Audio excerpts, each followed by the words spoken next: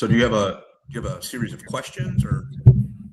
Yeah, not really a series of questions as much as it's more of a ongoing conversation. And so Okay.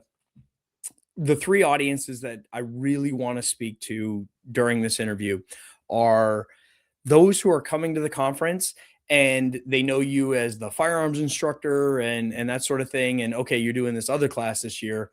Tell me about it. And should I go to that one? But I don't want to overly sell the class. Does that make sense? Like you're competing, 100%. you know, you're competing against 20 other instructors for that time, but they don't need to know that. The other two audiences, though, I think are the second one, selfishly, is incredibly important to me. It's the group that hasn't decided if they're coming to the conference, but if I can convince my chief that someone's doing a class on report writing and it's valuable to us, I can take this to the chief and explain it. The other audience is those who cannot make it this year and maybe ever. Let's give them something of value. Let's talk about the importance of good narrative report writing and that sort of thing. And so however you weave that in. The other thing is on the introduction, I'm just going to kick it off real fast, turn it over to you. And what I ask of you is with your bio, if you could just kind of weave it in where it's important, you know, as the director of training for a large agency outside of Chicago, these are some of the things I deal with, but I also have, you know, as an offset consultant, however you work it and however you do it. And then what we'll do is the only two specific questions I have for you are at the end, and it will be why ILEETA. And if you can talk to me about, I got a little bit of feedback happening there. Hold on one second. Give me 1 second. Let me hook up these speakers to the right place and we will be good to go.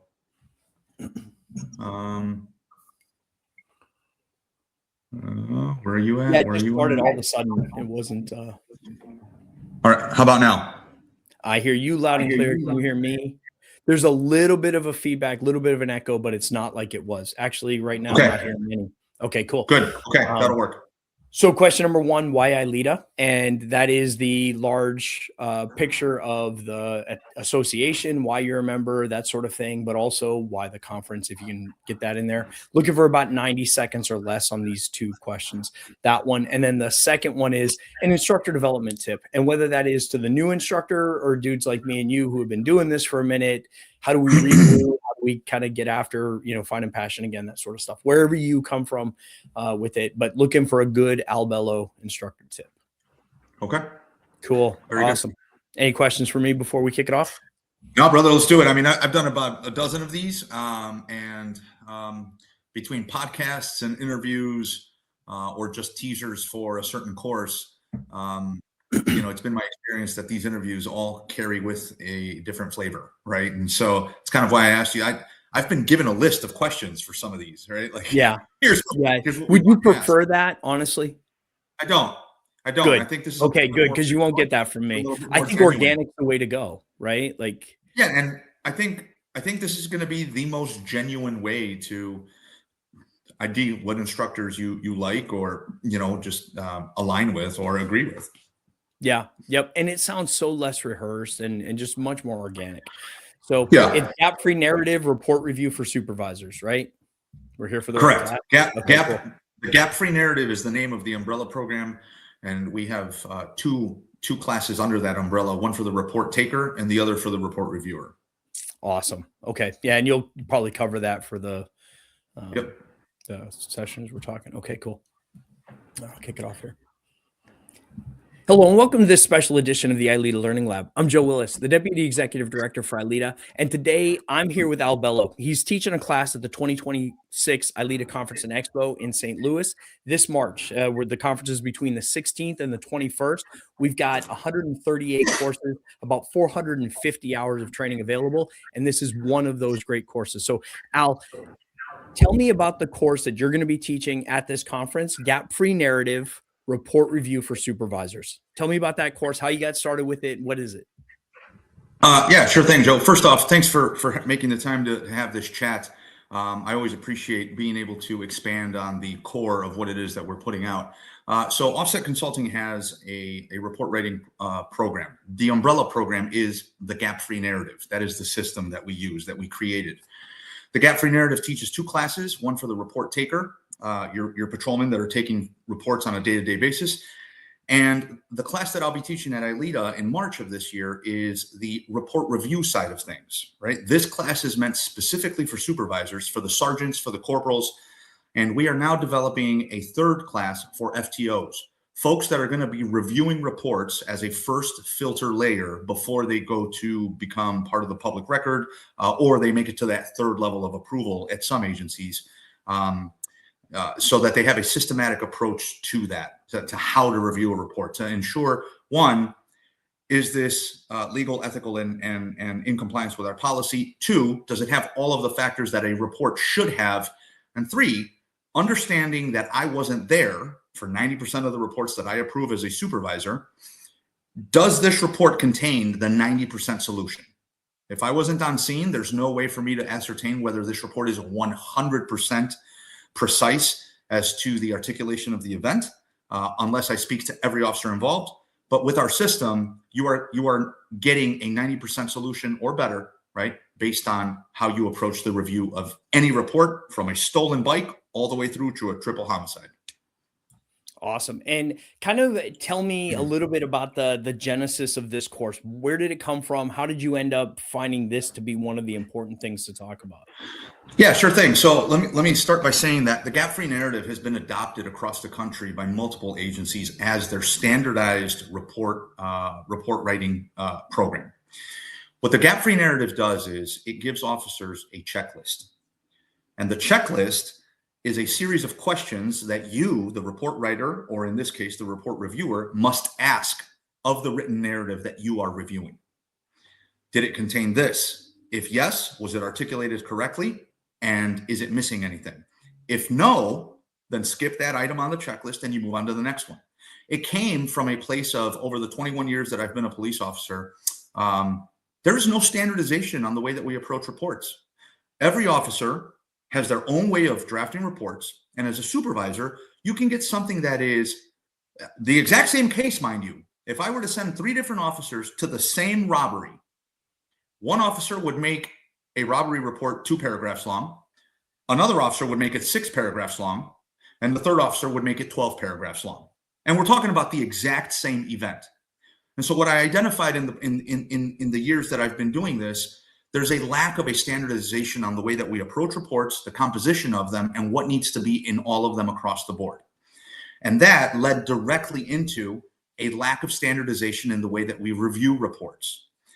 There are about 2 companies in the entire country, Offset being one of them, that actually addresses this issue with training specific for sergeants and commanders, lieutenants, whatever the rank composition is within your agency organically, for reviewing reports. Nobody was addressing this gap, Joe. No one. And it's one of those things that everybody knows that is sorely needed in the police environment, and nobody has taken the time to come up with it, right? And so historically, agencies around the country, you get promoted to sergeant, and the training that you receive on how to review reports is this. Hey, congratulations, you got promoted to sergeant. Here's the button that you hit to approve this report once you've read it and you make sure it's good. That's it, Joe. Yeah. There's no training outside of that. There's very little formal training on how to review reports now, because you have to look at it from the opposite end of the equation. On one side, you're writing it. Now you have to make sure it passes muster. And every single time you put your signature on it as good, you carry all of that liability with you. This is quite possibly one of the most liability heavy things that a police supervisor will do while on duty. That makes sense. And I think, as you kind of pulled this class together, I'm sure it was based largely on experience. What were some of the biggest gaps that this addresses in that report writing that immediately something like this, going to this training, is going to solve? So here's one of the biggest values that it'll bring to an agency.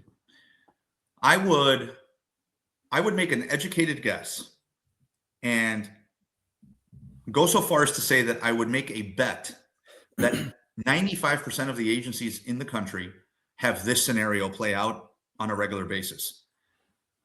I type out a report, and because a certain sergeant is working that night I will not submit it until the next day because a sergeant who has a lower standard for what a report should include is working. Hey, don't send it to that guy. Hey, send it tomorrow because Sergeant so-and-so is working. He'll pass your report. He'll approve that report. He won't kick it back with all of these errors, right? What this does is it brings the value of standardization. When every member of your agency understands the questions that the supervisor will be requiring of that narrative, what those questions are, everybody knows what to put in the report the first time. We have done analysis on how much time we're saving across the board. We just wrapped up out here in Chicago. We have the Metro Railroad. If you're not familiar with them, they are a metropolitan area railroad, much like Amtrak. They're a commuter rail, but they are specific to the city of Chicago, surrounding suburbs, and I think they go into Wisconsin in some of their lines. That agency is about 180 people large, and we just standardized their entire report writing for their agency. Now, every single patrolman, every single deputy, every single person that puts pen to paper or types out a report understands what questions, what requirements the sergeant that will be reviewing it has of that narrative. And the reason that we do that, the way that we do that is everybody on the report writing end and the report review end has the same checklist. So now as a report writer, you know what you need to put in the report. And as a report reviewer, you know what to expect in the report before you approve it. Yep. So, and I know, this is a offset consulting proprietary product. It is. And the approach you've done is something you've created internally. So I won't put you on the spot and say, hey, kind of run down the checklist here with me. But in your class at ILEETA, everybody's going to get a copy of this checklist and be familiar with how this works. They're going to leave and be able to implement it. Yeah, 100%. And here's what everybody that comes to the ILEETA segment will get. They will actually get the card with the checklist that we give all of our students. Now, here's what happens. 99% of the report writing training that exists around the country devoted for law enforcement wants to focus on a couple of things: paragraph structure and sentence structure. The instructors that you find out there are devoting 8 hours worth of training to, hey, make sure it's chronologically correct, make sure you sound scholarly so that you can, defend this in court and sound intelligent, make sure your sentences are correct, and make sure your paragraph structure is correct. The research that we put into the gap-free narrative before we launched the program came with interviews and surveys being answered by about 400 to 500 defense attorneys, state's attorneys, judges, people that have been on juries in the past, 400 to 500 around the country. And when we asked the reasons that folks were losing cases in court, police officers were losing cases in court, Joe, nobody ever said grammar. Because they didn't put a comma in the right place. Yeah, I nobody ever said grammar. Nobody cared. Yeah, nobody cared about that part. And you even have in your description. Nobody cares about paragraph structure. Nobody cares if you sound like a PhD in your police report. The facts that carry weight are: is it factual? Can you corroborate it with video evidence and or statements? Is it chronologically sound? And that is what we teach. Now, part of the struggle that comes to going to report writing training as well is this. You ask any cop around the country, hey, what is report writing training like at your agency? And they will tell you it's a big zero. Have you ever been to a report writing class? And it's like cops immediately just go into this, report writing, right? And that's because they will give them printouts with 65 pages of examples of what it looks like, what it feels like, right? And here's an example of a robbery report. Here's an example of a burglary report. And the expectation is that cops take that with them in their patrol bags. And when they're stumped on their next big caper, they pull it out and they review it. Nobody has time for that, Joe. There's not a single patrolman in the world that's going to carry those packets with them out into the field, right? Yeah. So what we did, we took a very 21st century approach to this. We put the entirety of our checklist on an 8.5. I take that back. That's the wrong size. Whatever the size of a standard credit card is. I want to say it's like 2.5 to 3 inches. The entire checklist is printed on a credit card plastic piece of stock. And that checklist goes with you everywhere. And it goes into your kit. You put it in your vest. And whether you are a report writer or a report reviewer, the next time you write a report, whether you're in the car, at the station, at Dunkin' Donuts with your detachable laptop or tablet, the checklist is with you, and you go down the questions that it demands you ask of the narrative, and you are in the ballpark with a 90% solution every time. Awesome. Yeah. And I think that was one of the things I pulled out of your description right away was analysis over mechanics. Analysis over mechanics. Yeah. Yeah. So I'm getting that feedback again. Let me turn this down a little bit. Go ahead. The defensibility. So again, I'm going to ask you, kind of help me walk through what some of those checks, because again, I want to make sure that people who are coming to the conference, it's clear as day that if you go to this class by Bello, you're going to get a checklist that really gives you tools and a methodology to really get after the analysis of good report writing. I want to talk to you about the narrative style that you use and why that is so important. And then I ultimately want to get to the point where, let's say there's that one person who can't get to the conference. What are some of the things that off the top of your head, a couple of checklist items and good approaches, best practices you're seeing that they can implement? Because ultimately, with the ILEETA conference, and you've taught there enough, this, that the average person coming into the room doesn't have the company credit card. They can just swipe and get a good class to come out there. They're going to learn great stuff from you. They're going to walk away with really good stuff.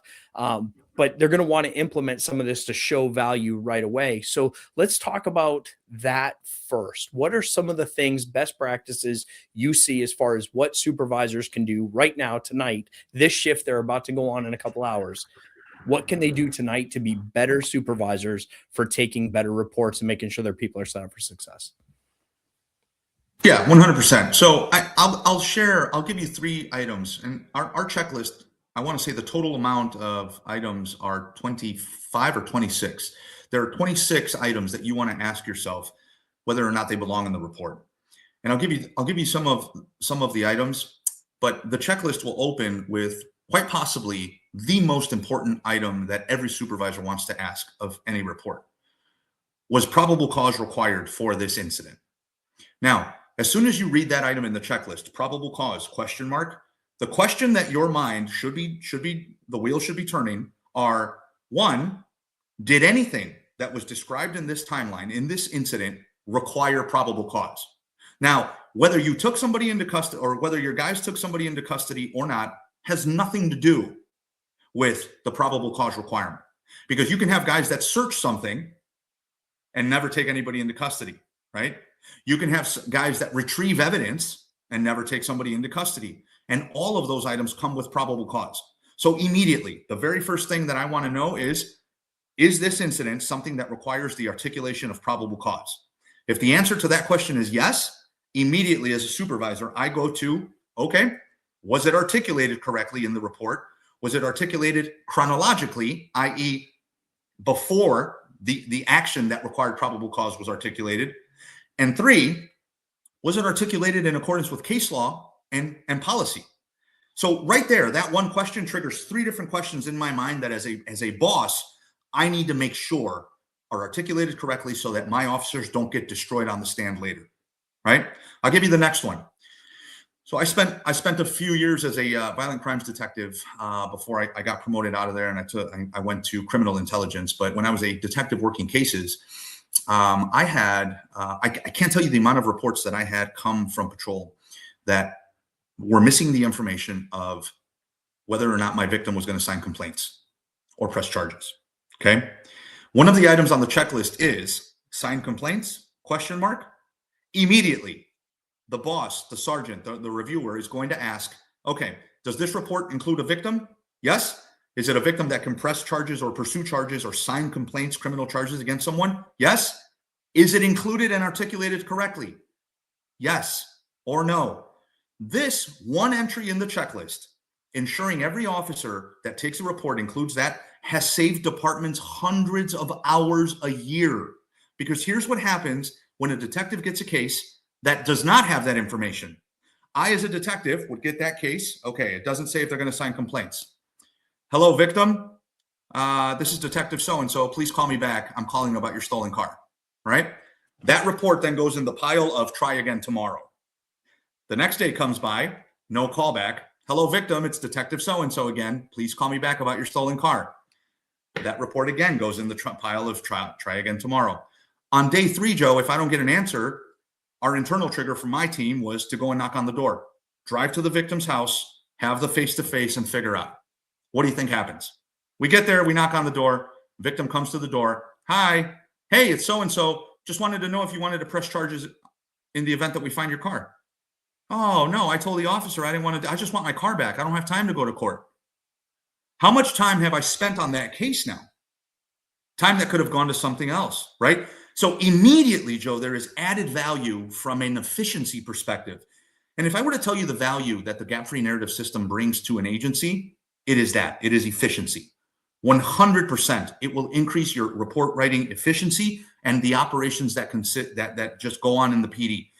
The minute your report writers take a standardized approach to reports, the report reviewer has less work to do because he's looking at the same standard. And if those reports make it up to investigations, they have less work to do because the reports contain 95% of what they need, right? The other, I'll give you the final one because I know we're short on time. The third, a third item from the checklist: evidence technicians, juvenile officers, detectives, SWAT team members, anybody else that has a specialty that came to assist with your call. You can be a brand new officer on the street and you get your first burglary, right? Hey, I'm not an evidence technician, but I have to call one. I'm not a detective, but I have to call one because we have bloodstains somewhere, right? From the bad guy that made entry or exit, right? Now I have other officers supporting me in my primary report case. As the report writer, I am obligated to document who was there and what function they play within that case. So in that case, I would have to articulate: Detective so-and-so showed up and took a look at the scene. Evidence technician so-and-so showed up at this time. Please refer to their supplement for further for what they did. Canine officer so-and-so showed up and ran the dog on a lead to see if he could pick up a track. All of those things trigger articulation. And that one item in the checklist, that one box, requires the sergeant to ask the question of: how many people came to assist you in this call? And if they did, was it articulated correctly? And that one right there, Joe, is probably one of the biggest mishaps with new people, new cops, because they want to over-explain what these folks did on their case. And that is one of the biggest defense entries out there. If I'm not a certified evidence technician and I want to start talking about what they're doing when they process the scene, I can get destroyed on the stand. Mention that the evidence technician showed up and put it on them to put it in the sup as to what they did. And now you have expertise being included in your overall narrative, which is the original case file for the case, from the case report for the event. So that right there, Joe, should give you just a little bit of insight into, those are 3 items of 26 that we run through in our checklist to give sergeants everything they need to make sure that a case report, an incident report, is going to have everything they need to make it defense resilient and not have any gaps for a defense attorney to inject and tear this apart. Hence the name gap-free narrative. Yeah, it's the gap part, right? And so I love the fact that just those 3 right there are time and money savers. They are reputation savers, and I mean that's not even 5% roughly of what you have. It's not huge value added. Huge. Yeah, and so I guess then in that case, as we kind of come to the end of our time here together, what would you say is the biggest impact of whether they go to your class or they just really focus on this, which I don't think just really focusing is the right answer. They need some training on it. How important is it? And what's the biggest impact of getting this training done and getting it done right? Yeah. So here's what I'll tell you. You and I have known each other for a little while now. You know that I am in the dissertation phase of my PhD. Sure. But what I will tell you is that this system was developed with PhDs, right? We had a couple of guys who had been involved in academic environments, guys that also were very scholarly in their writing.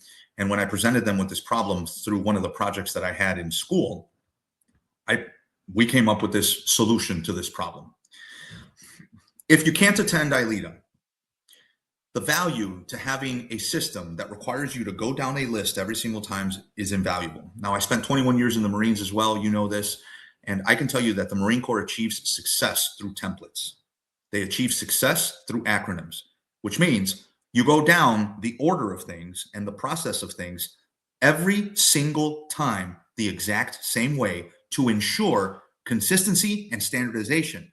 And that's a winning formula.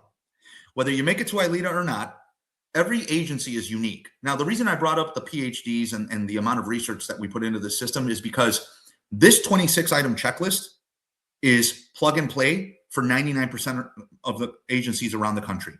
Our system will work at a little agency, at a small agency, the same as it'll work in Metro Chicago, Metro New York, right? But if you can't make it, the value of putting together your own checklist and tailored to your PD is something that you can start doing today.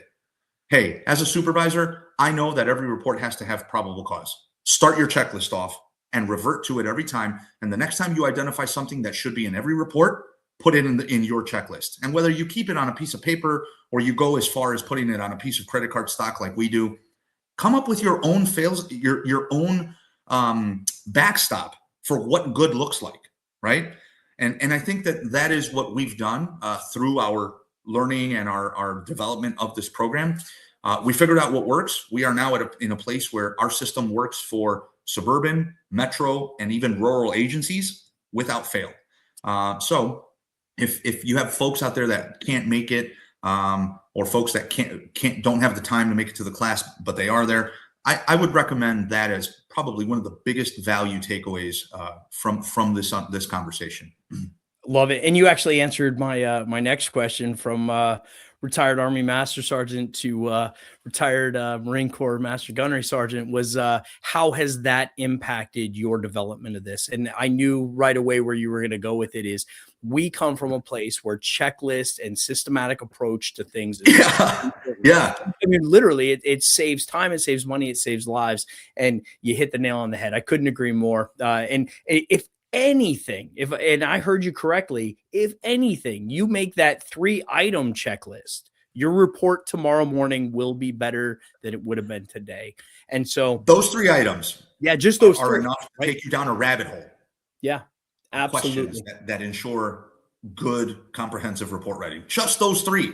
Probable cause, who helped me out, and what SUPs are owed to me, and is anybody signing complaints if there's a victim? Just right there, those 3 are gold. Yeah. Save and thank you time for the and promotion, money Joe, and but I retired as a gunny, not a master guns. But I appreciate my the bad, promotion. my bad. Even still, I mean,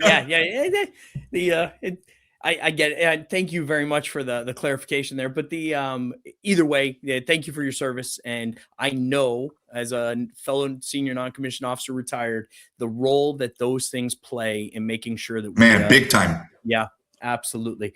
So, Big time. as you mentioned, we are coming to the end of our time here together. What I'll ask is, for those either in attendance or on the fence about attending ILEETA, and wondering if they should attend this class, in a nutshell, tell me, if I show up in here, what am I walking out with?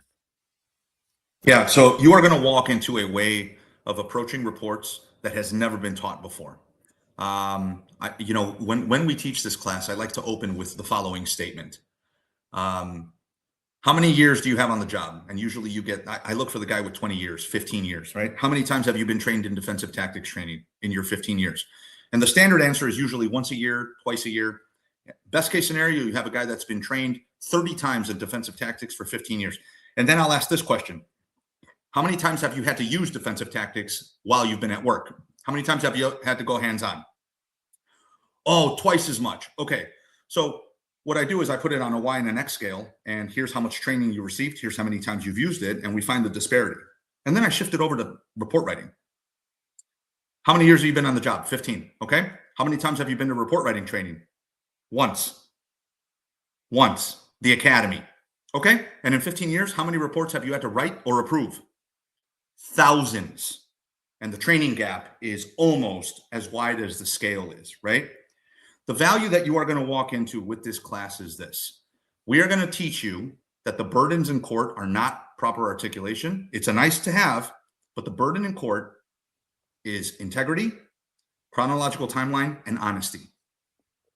I tell all of my students, I don't care if you write at a 6th grade level. What I care about is the integrity and the completeness of your report, right? We can always teach grammar with time. And I will give you the words that you need to not sound like a complete nincompoop on the stand. As long as you're not lying in the report, and as long as you're not making stuff up or assuming in the report, we are good here. I don't care how elaborate your articulation is. What matters is, does your report have all of the components that it needs to prove the case? And you use this checklist to make sure that it does. Right now, for the folks that are that are at ILEETA and can't make this class, I'm happy to have a discussion about this at a later time as well, Joe. Anybody can reach out to us at any time to ask questions to see if this system would be a good fit for their PD altogether. I was going to ask you just real quick for those who can't get in touch with you. I'll have the contact info and about the instructor and the show notes. So by all means, yeah, reach out to Al if you can't make it to the class. You can't make it to ILEETA in general. But what I would say though is catch him in the hallway. You see him walking through the expo hall. You want to have a quick conversation. Al, you're up for it, right? 100%. Anybody at any time, guys, please literally stop me in my tracks. Hey, you're the report writing dude. Yes, that's me. If not, my email is al@offsetconsulting.us. Anytime. I'm on that inbox 100% of the day. So please just feel free to reach out about anything at all. I'm happy to give you points of contact at the agencies that have already transitioned to the gap-free narrative. If there's any questions as to how applicable it may be to their PD. But yeah, I mean, we already have the success stories and the case studies to support everything that we've put out. Love it. Awesome. Al, thank you so much for this conversation. I always enjoy talking to you, brother. And this was a really good one. I feel like we could have kept going and actually gotten a little bit more out of it. And I know there's a lot more that you and Offset do. So maybe we'll revisit some of those in the future. But for right now, thank you so much for your time today. You mind sticking around? I got a couple of quick questions for you. Yeah, 100%, Joe. Thank you so much for having me. And just to return the compliment, thank you for your service as well. And dude, looking forward to ILEETA this year. It sounds like it's going to be the best conference yet. The best year yet. And yeah, looking forward to being there. And you and I'll grab a beer on Thursday or something. Heck yeah. Okay. Thanks, Joe. Awesome. Well done, man. I really appreciated how you did that as far as like I know you've got a proprietary product to protect, but I appreciate you kind of divulging a little bit of it to make it a little bit more valuable to everybody. And I think honestly that authenticity is one of the things that kind of helps you sell, right? So no, well done today, man. Good. Good stuff.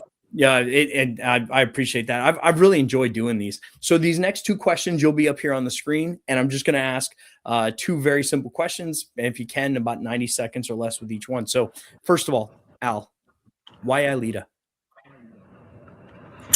The transferring of knowledge. I think that ILEETA has served as a platform for success and development.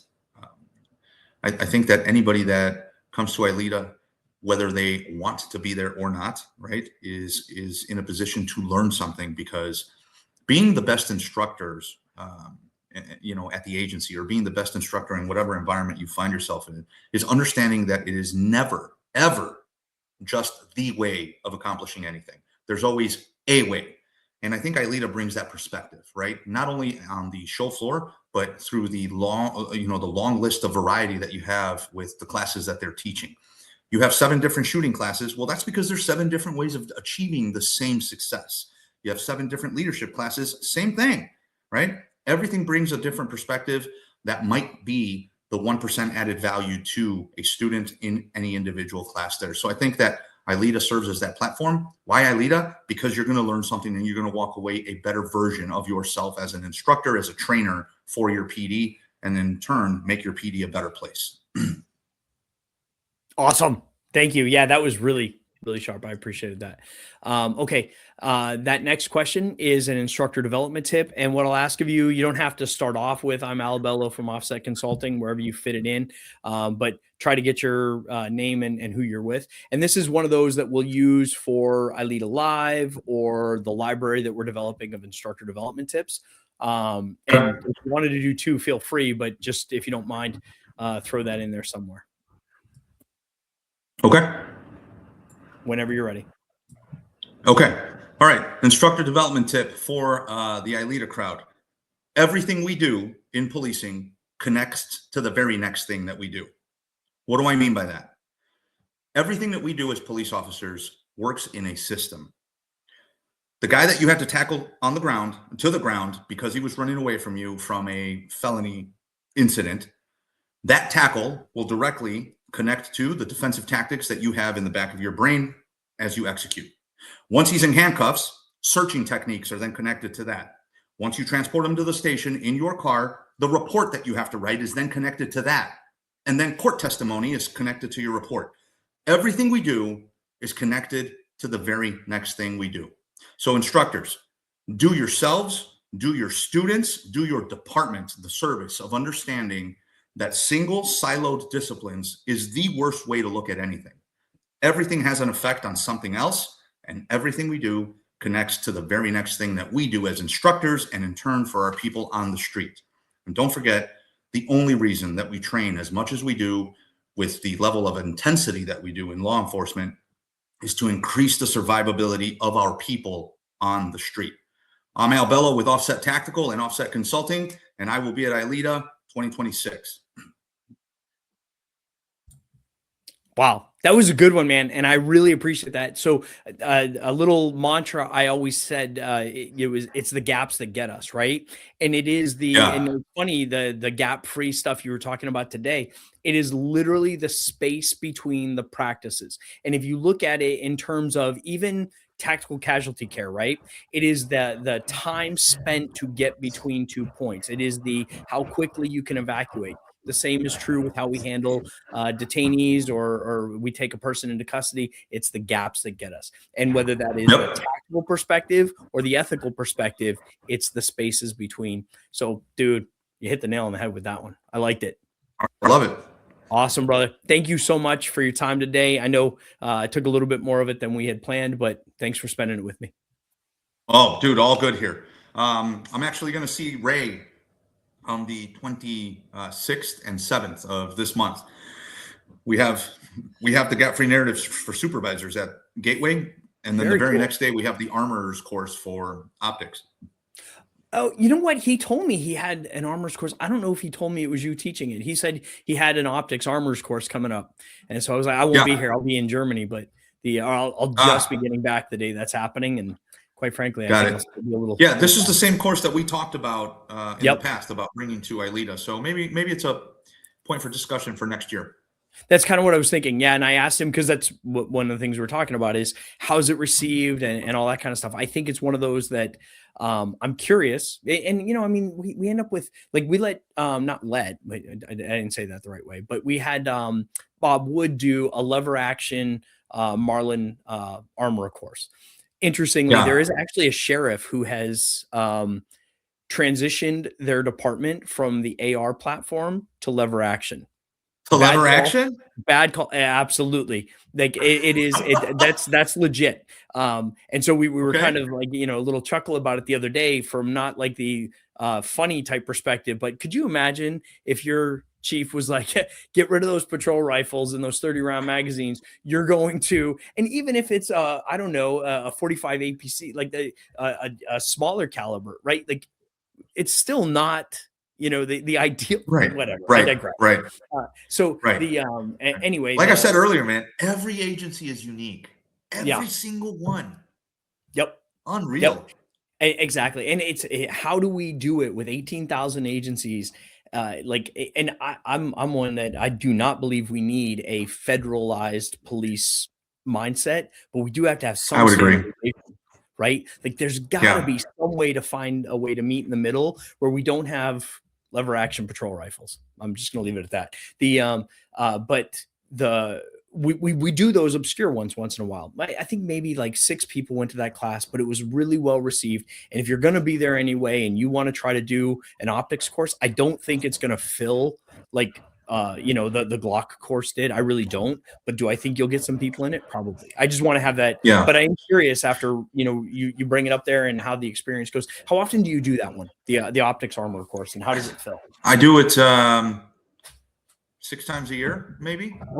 6 times a year. Now I'll tell you, Wisconsin was, and it may just be the area that Ray is in.